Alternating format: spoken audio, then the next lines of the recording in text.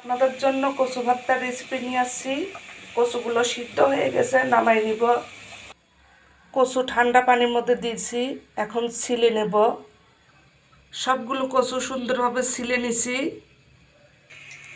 কড়াইতে তেল দিয়ে দিছি, মরিচ ভেজে নেব।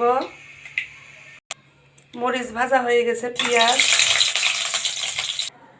ভালোভাবে কচুগুলো চামচ দিয়ে চটকাই নিব।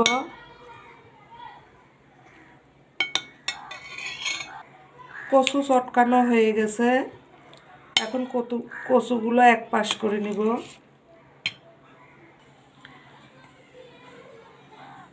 এখন দিয়ে দেব স্বাদ মতো লবণ, দিয়ে ভালোভাবে হাত দিয়ে মরিচগুলো চটকাই নিব। মরিচ চটকানো হয়ে গেছে, দিয়ে দেব সরিষার তেল। এখন দিয়ে দেব ভেজে রাখা পেঁয়াজ, দিয়ে একসঙ্গে ভালোভাবে মিক্স করে নিব। মরিচের সঙ্গে মিক্স করা হয়ে গেছে, এখন কচুর সঙ্গে মিক্স করে নিব। হয়ে গেল কচু ভর্তা।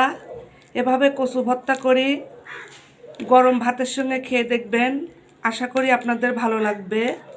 আপনারা সবাই ভালো থাকুন, সুস্থ থাকুন। এরপরে দেখা হবে নতুন কোনো রেসিপি নিয়ে। এখানে শেষ করলাম। আল্লাহ হাফেজ।